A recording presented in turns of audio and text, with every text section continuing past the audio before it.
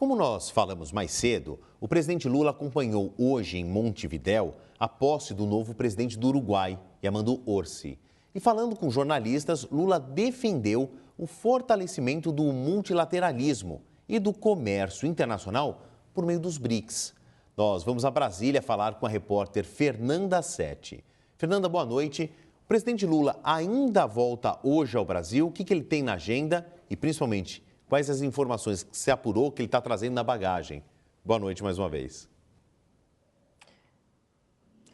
Muito boa noite a você, boa noite a todos que nos acompanham. É isso mesmo, a expectativa é que o presidente Lula retorne para o Brasil ainda neste sábado. Foi uma agenda extensa desde ontem que o presidente Lula vem cumprindo. Hoje ele se encontrou, teve uma agenda cheia, se encontrou com o presidente da Alemanha, com a candidata à presidência do Equador, Luísa González, e, claro, participou da posse do novo presidente do Uruguai, Yamandu Orsi. Na cerimônia, o presidente Lula estava junto de vários ministros, entre eles a ministra Gleisi Hoffmann, da Secretaria de Relações Institucionais, Paulo Teixeira, do Desenvolvimento Agrário, Alexandre Silveira, Mauro Vieira, entre outras autoridades. Hoje, durante a cerimônia, Lula se encontrou com o ex-presidente do Uruguai, Pepe Mujica, onde declarou a sua amizade, o seu carinho que tem pelo ex-presidente uruguaio e falou com ele que vai tratar esse governo da mesma forma que tratou o Pepe Mujica, o Yamandu Orsi. Eles têm um carinho muito grande um pelo outro. Lula teve um encontro breve com o Pepe Mujica, principalmente por conta da saúde do ex-presidente, que atualmente está muito debilitada. Mas sim, a expectativa é que o presidente retorne daqui a pouco, ainda hoje, para Brasília. O presidente Lula também falou da questão do multilateralismo. Ele ressaltou a importância dessa relação entre os países da América Latina, também falou sobre o livre comércio. Nós separamos um trechinho da fala do presidente Lula, onde ele reforça a importância desse mesmo discurso que ele falou na reunião dos Sherpas, da importância do multilateralismo, das relações entre os países da América Latina. Vamos conferir um pedacinho dessa fala do presidente Lula. Vamos conferir. A relação do Brasil com o Uruguai é uma relação de dois países irmãos. Nós temos um carinho muito grande pelo Uruguai, nós temos uma relação extraordinária com o Uruguai há muito tempo, não é de agora, é há muito tempo, mesmo quando o governo do Uruguai era governo conservador, o Brasil mantém uma relação privilegiada com o Uruguai. E nós achamos que a eleição da Frente Ampla permitiu que a gente volte a discutir coisas importantes como o fortalecimento do Mercosul, como a reconstrução da Unasul, porque o nosso papel é tentar convencer as pessoas de que é preciso formar um bloco forte na América do Sul, de que a gente não pode ficar tentando encontrar saída individual para cada país, porque não existe possibilidade. O mundo está dividido em blocos. E quem está mais organizado pode mais, quem está mais organizado vende mais. Veja, o acordo que nós fizemos com a União Europeia não é um acordo qualquer. É um acordo que envolve praticamente 800 milhões de pessoas, é um acordo que envolve trilhões de dólares e que, se esse acordo, der certo, se esse acordo crescer, vai beneficiar todos os países da América do Sul, e todos os países da Unasul, e todos os países do Mercosul, e todo o país da União Europeia. É apenas uma questão de nós compreendermos que nós precisamos estar juntos. Eu tenho uma experiência de vida com a construção da Unasul, que foi o melhor momento político e econômico da América do Sul e da América Latina, desde que nós fomos descobertos há 520 anos atrás. Foi o melhor momento de inclusão social. Foi um dos países que cresceram, onde houve distribuição de renda, onde houve política de inclusão social. Então, nós precisamos. A relação dos países não é uma relação ideológica. Eu, na verdade, estou convidando todos esses países que estão aqui, o Uruguai, a Colômbia, o México, para participar dos BRICS, no Brasil. Porque eu acho que, embora não sejam membros fixos, é importante que esses países participem, porque é o momento de fazer um debate, com o mundo inteiro. Os BRICS não é uma coisa pequena. Os BRICS têm quase metade da humanidade, têm quase metade do PIB internacional, têm quase metade do comércio internacional. Tem dois países muito importantes, que é a China e a Índia, que sozinhos representam quase metade da humanidade. E é importante que a gente, nessa reunião dos BRICS, a gente fortaleça de verdade duas coisas importantes. A gente fortaleça o multilateralismo e a gente fortaleça o livre comércio. Mariana Almeida, que é a nossa colunista, volta aqui a conversar conosco. Mariana, os BRICS são uma aposta pelo multilateralismo num momento em que as maiores potências mundiais, internacionais, ou algumas delas, atuam no sentido de enfraquecer e desmontar a força dessa estratégia de negociação entre países. E aí a gente já sabe que eu estou falando dos Estados Unidos, né? Os BRICS têm força para ajudar a manter isso que o Lula falou com tanta veemência, o multilateralismo? Os BRICS conseguem manter esse conceito de pé ainda, na tua opinião? Vamos lá, Favalli. Olha, bom, essa é uma grande questão para a gente poder responder daqui em diante, mas para poder falar dela com um pouco mais de estrutura, talvez tenha que pensar o seguinte: quando o Trump começa a empurrar, né, os Estados Unidos e no governo Trump começa a empurrar o multilateralismo para o cantinho da discussão, ele coloca uma outra coisa no lugar, que é o quê? Ao invés de discutir todo mundo de maneira igualitária, né, no sentido de que todos os países sentam à mesa, o multilateralismo tem isso no seu perfil. Vamos criar espaços de cooperação onde os países sentam como iguais num debate, ou pelo menos a princípio como iguais. Ele deixa de apoiar isso para quê? Para falar, eu quero falar com quem é grande, vai entrar quem tem poder. Isso ficou muito explícito, principalmente na negociação entre Rússia e Ucrânia, da guerra entre eles, onde ele em algum momento chegou a dizer: Ucrânia nem precisa vir para negociar o fim da guerra, eu vou falar com quem é grande, eu vou falar com a Rússia. E ele tem usado isso em diversos momentos, quando ele, também no caso das tarifas, e aí quem são os grandes com quem ele está tratando, não de igual para igual, porque os Estados Unidos não tem nada igual no visão Trump, mas quem são os grandes que ele está chamando para a mesa? China e Rússia. Então, sai multilateralismo, eu vou falar com quem tem poder um pouco, pelo menos, para vir sentar mais ou menos comigo. E aí tem lá China e Rússia. China e Rússia que fizeram parte, né, que são componentes aí dos BRICS. Então, para saber um pouquinho se os BRICS têm força ou não têm força, talvez seja importante entender o que os BRICS significam para esses países. Quer dizer, para quem é grande, de alguma maneira vai poder escolher: eu quero outro modelo Trump ou eu quero também um modelo multilateral? E particularmente a China talvez seja aí a peça fundamental. Quer dizer, será que a China, como é que ela vai reagir realmente a essa nova situação? Ela vai apostar em fazer um debate entre ela e Estados Unidos e aí jogar ali no que ganham, qual que é o jogo de ganha-ganha para essas duas grandes potências, ou ela vai apostar em ampliar a estratégia dela do ponto de vista internacional para se fortalecer, ela sim, ainda numa agenda multilateral? Temos que observar, a princípio, ela não é o grande apoiador do multilateralismo, historicamente. E mesmo nas relações econômicas, ela sempre agiu se expandindo, mas diferente dos Estados Unidos, que expandia, né, ficando em déficit e comprando muito mais do resto do mundo. A China vende muito para o resto do mundo também. Então, ela tem uma relação diferente em termos comerciais. Ou seja, a China é fundamental para saber se o BRICS tem ou não tem essa força. O Brasil tem tentado se colocar como a grande potência que mobiliza os BRICS, mas ele não tem esse mesmo potencial, não tem essa colocação. E aí o fato do governo Lula ter tentado convidar para a reunião dos BRICS em julho outros países aqui da América Latina tem a ver com o Brasil querendo se fortalecer, colocar, olha, eu não sou nem só eu, sou eu com esse bloco todo aqui. Ele fala do Mercosul, ele fala, né, dessa relação Mercosul-União Europeia, para tentar exatamente se posicionar também como um grande. Mas na prática, de maneira concreta, os Estados Unidos ainda não têm essa consideração em relação ao Brasil. Ou seja, talvez a gente esteja dependendo um pouco da visão chinesa sobre o multilateralismo para poder realmente sustentar esse grau de cooperação, Favalli, mas vamos observar os próximos passos. Vamos. E ó, tem muita gente nessa mesa aqui, porque os BRICS não são mais os 5, né? Brasil, Rússia, China, Índia e África do Sul. Mais que dobraram de tamanho, tem 6 outros novos integrantes. A gente está falando de Estados Unidos, aí nós já colocamos aqui 12 elementos na mesa. Então, para a gente esticar um pouco essa conversa, eu chamo mais gente aqui para a gente desatar esse nó. Então, para falar um pouco mais aí sobre a posse, inclusive do novo presidente uruguaio, eu chamo para a conversa a professora Regiane Nietzsche Bressan, que eu vou só resumir como Regiane Bressan, que é mais fácil, porque o sobrenome dela do meio é bem difícil de pronunciar. Professora de Relações Internacionais da Unifesp. Professora Regiane, muito obrigado. Seja bem-vinda aqui à nossa mesa de discussão, com muitos elementos aí, como eu vinha debatendo com a Mariana Almeida. Boa noite. Essa foi uma primeira viagem internacional do presidente Lula em 2025. Claro que as condições de saúde do presidente no início do ano exigiram que ele reduzisse as viagens. Mesmo assim, É possível enxergar alguma simbologia na presença dele hoje no Uruguai?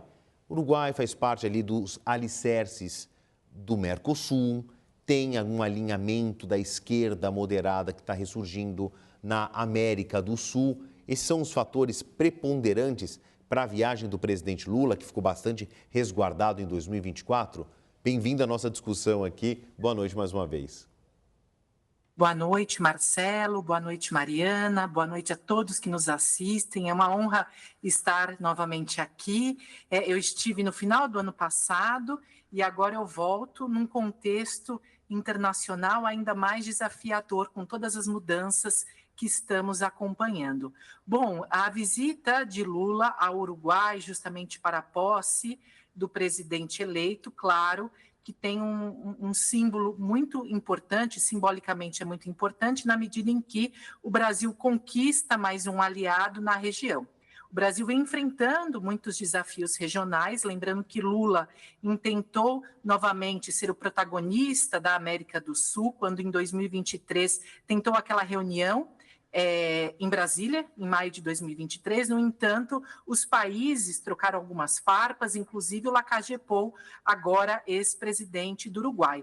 Portanto, o novo presidente, ele brinda novamente uma aliança ideológica entre Brasil e Uruguai. São países, o Uruguai, né, agora numa esquerda moderada, são países que podem, por exemplo, conversar para tentar avançar o Mercosul, mas também criar novas oportunidades diante uma América do Sul tão complicada com a Argentina, com Venezuela e a própria relação agora com os Estados Unidos.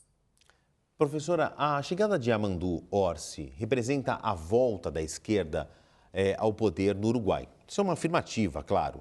Ele contou com o apoio do ex-presidente José Mujica, que, como nós dissemos, deve se encontrar com Lula nas próximas horas, até o final da viagem. Considerando também as falas de Lula que nós acabamos de ouvir, a esquerda latino-americana tenta recuperar força que teve no continente durante os primeiros mandatos de Lula, porque se a gente olhar o todo, está um pouco esvaziado, né?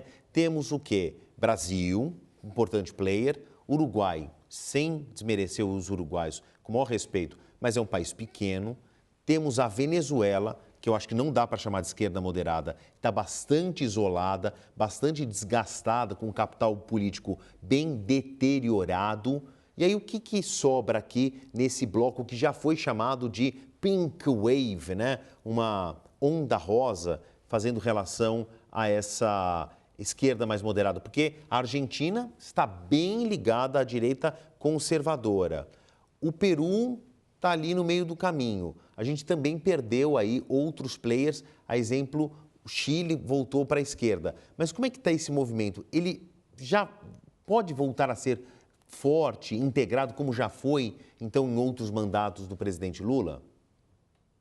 Marcelo, você fez uma retrospectiva importante, lembrando que o começo do século ele foi justamente marcado pela onda rosa, quando governos progressistas tentaram alternativas ao neoliberalismo, já que estávamos vivendo ainda uma situação de pobreza, desigualdade. Então, nós tivemos a emergência de vários governos, inclusive na Venezuela, de Hugo Chávez, Evo Morales na Bolívia. No entanto, eu entendo que o cenário hoje é muito diferente. Primeiro porque no palco internacional enfrentamos uma ascensão da extrema-direita. Assim, dificilmente os governos, seja de esquerda moderada ou uma esquerda mais à esquerda, né, mais radical, dificilmente nós vamos ter muita chance de articulação. O que eu quero dizer é que, nesse momento, a intenção qual é? É tentar conter o avanço da extrema-direita. Além disso, Marcelo, acho que um ponto muito importante que você toca de maneira transversal é a gente tentar evitar os governos antidemocráticos. Esse é o grande problema. Então, ainda que tenhamos governos de esquerda ou direita, a gente percebe, a gente sabe que a América Latina é palco de governos autoritários, que, independente do espectro político, seja de extrema-direita ou esquerda, vão rompendo com as organizações democráticas. E isso acho que é o nosso principal temor. Então, a Venezuela, de fato, já rompeu com a ordem democrática, com a cláusula democrática, inclusive o presidente Maduro, né, não mostrou as atas, assumiu novamente esse governo e lá deve ficar porque agora parece ter algum apoio, inclusive, dos Estados Unidos, já que houve uma negociação para que os Estados Unidos continuem comprando petróleo e a Venezuela recebendo os seus imigrantes. Isso é um ponto importante. Agora a gente sabe o quê? Que Trump ele não está muito preocupado com a democracia na nossa região, senão em ter ali alguns aliados e sempre com ganhos econômicos. Assim, o que eu vejo? Que esses governos eles vão ter que tentar, eu digo, do Brasil, do Paraguai, a Colômbia e o Chile, também esquerdas moderadas, acho que o mais importante agora é tentar preservar a ordem democrática, porque nós podemos já dizer que a democracia ela sofre, sim, alguma ameaça. Quero dizer, por exemplo, na própria Argentina, que essa semana Milei aproveitou o recesso dos senadores para nomear juízes para a Suprema Corte. E isso, claro, desagradou, inclusive, seus aliados. Assim, acho que o grande desafio e a principal meta dessa nova aliança entre Brasil e Uruguai é tentar, por exemplo, manter a ordem democrática, que ela é muito importante e muito escassa, muitas vezes, na nossa região. A gente é palco, realmente, de governos que vão rompendo com as regras do jogo democrático. Professora Regiane, o que lhe parece as falas do presidente Lula dizendo que, abre aspas, é preciso formar um bloco forte na América do Sul? Tudo bem, a gente entende. E que, outra frase marcante dele, a Unasul foi o melhor momento político e econômico da América Latina em 520 anos. Não que a Unasul não tenha sido importante, mas 520 anos, o maior momento, tem um certo exagero aí, né? Nós podemos dizer, Marcelo, que naquele momento, no começo do século, nós surfamos no boom das commodities. Então, não seria justo dizer que a Unasul ela gerou grandes ganhos, lucros para os países, quando, na verdade, havia um cenário econômico internacional favorável às exportações de matérias-primas da América Latina. Na verdade, o que a Unasul fez, que foi realmente inédito, foi acomodar numa única organização, ao mesmo tempo, praticamente todas as lideranças da América do Sul. E isso é muito nobre, por quê? Porque coloca os países para negociar, ou seja, a gente tira rivalidades, desconfiança, que também fizeram parte da história latino-americana. Por exemplo, eu preciso lembrar que Brasil e Argentina foram rivais ao longo dos governos autoritários e agora estão num momento com muita dificuldade de diálogo. Então, a Unasul, ela brindou justamente essa mesa de negociação, portanto, ela foi muito próspera em facilitar as negociações e alguma autonomia da América do Sul, no momento em que os Estados Unidos estavam muito ocupados com o próprio Oriente Médio e o 11 de setembro. Então, foi um momento em que os países conseguiram, por exemplo, negociar mais, aumentar as suas relações, melhorar o nível diplomático entre os países. No entanto, hoje nós vemos muito mais uma América do Sul dividida e, como eu disse, palco novamente de governos de extrema direita que podem flertar com o autoritarismo. No começo da nossa conversa, professora Regiane, eu estava aqui batendo um papo com a Mariana Almeida, nossa colunista. Eu vou fazer a gentileza, o cavalheirismo de chamá-la de novo aqui para a conversa, porque eu falei que eram tantos cenários complexos que eu precisava de mais pessoas, então agora será um debate a 3, depois vocês podem dividir a tela e eu passo a palavra à Mariana. Obrigada, Favale. Obrigada, professora, por estar aqui. Numa das suas falas, você comentou que a onda rosa da América do Sul, aqui da América do Sul, lá no início dos anos 2000, ela tinha a ver com um certo embate em relação ao neoliberalismo. E aí eu estava aqui pensando que, na verdade, naquele momento, a gente falava de esquerda em relação ao protecionismo, exatamente contra o liberalismo, e de direita, associado, portanto, a um liberalismo comercial. Agora, uma das falas do presidente Lula foi justamente convidar alguns dos governos progressistas da América do Sul para fortalecer o livre comércio. Eu ia te perguntar, o que mudou nesse cenário, na tua opinião? E se agora há de se esperar que esse fortalecimento dessas relações de governos mais progressistas à esquerda, pode estar realmente associado a uma outra agenda econômica, então uma agenda de maior liberalismo, em contraposição ao governo Trump, mais à direita, mais pró-protecionismo? Vamos então retomar. No começo do século nós tivemos o boom das commodities, então os países, na verdade, eles, como eu disse, surfaram nessa onda econômica e todos aumentaram as suas exportações, inclusive a Venezuela, sendo um país muito dependente do petróleo até hoje, e essa é uma grande crítica que a gente faz ao Hugo Chávez, que não industrializou o seu país, então passou o momento, né? Os países conseguiram não apenas exportar, mas quando eles rebatem o liberalismo, é porque eles vão pautar uma nova agenda de relações.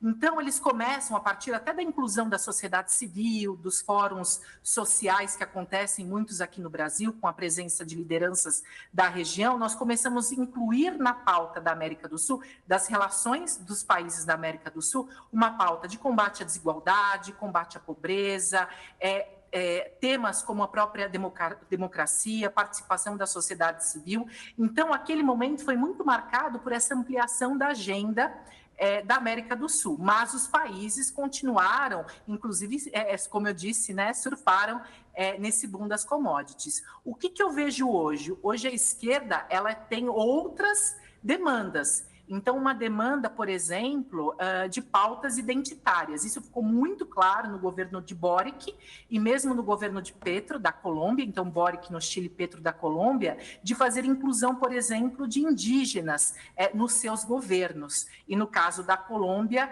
das Forças Armadas Revolucionárias, das Farc no âmbito do governo, um acordo de paz. Então, são governos de esquerda que começaram a encontrar novas demandas. A posse do Lula também mostrou todo o apoio do presidente às pautas identitárias. No entanto, eu acho que diferente do começo dos anos 2000, hoje existe um grande temor, como eu disse, de governos que rompem com a própria democracia.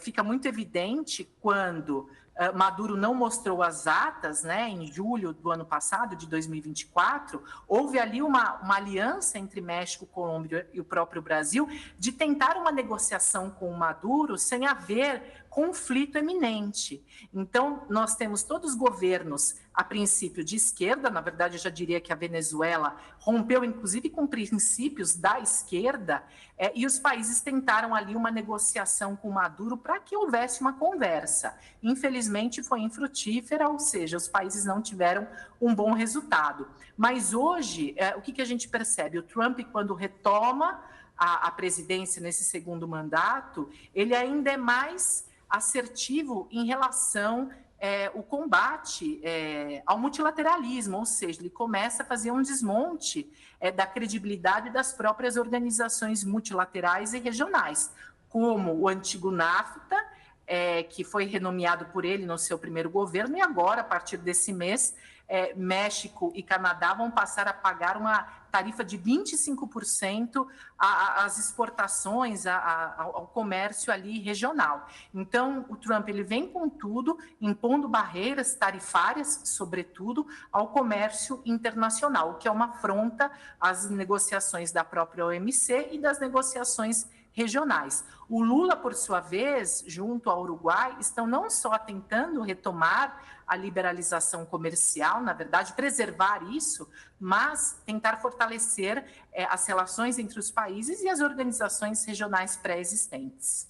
Eu encerro aqui essa nossa conversa com a professora Regiane Bressan, agradecendo tanto a ela quanto a Mariana por essa participação aqui no jornal Times Brasil, licenciado exclusivo CNBC, e desejo a ambas um excelente carnaval e as duas até uma próxima oportunidade.